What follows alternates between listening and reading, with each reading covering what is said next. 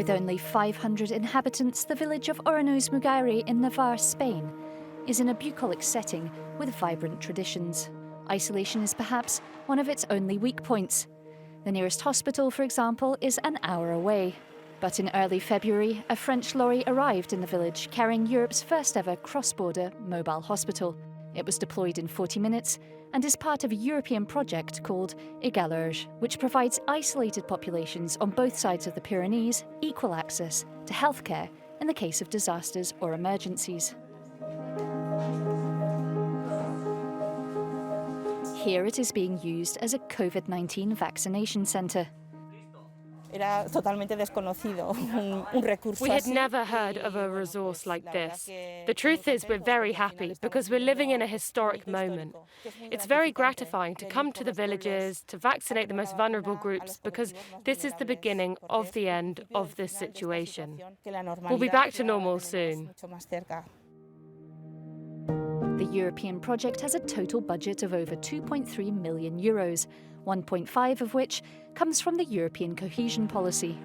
The mobile hospital's most important feature is its versatility. It has been used in Bayonne and Haute-Garonne to relieve hospitals and to carry out PCR tests.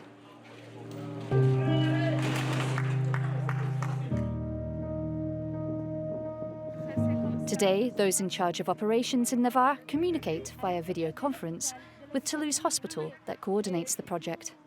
Here, everyone knows Iñaki because he is the doctor at the local health centre.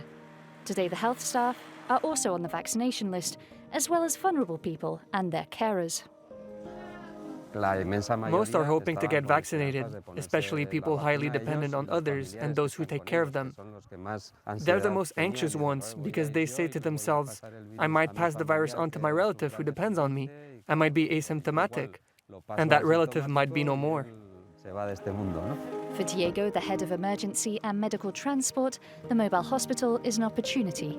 It is self-reliant in water and electricity, but its advantages go beyond that. This lorry has all the necessary equipment, and we're not using it for vaccination right now. It has respirators, monitors, including ultrasound equipment. It can be transformed into an ER with emergency stalls, and its capacity can go up to 18, depending on the kind of disaster.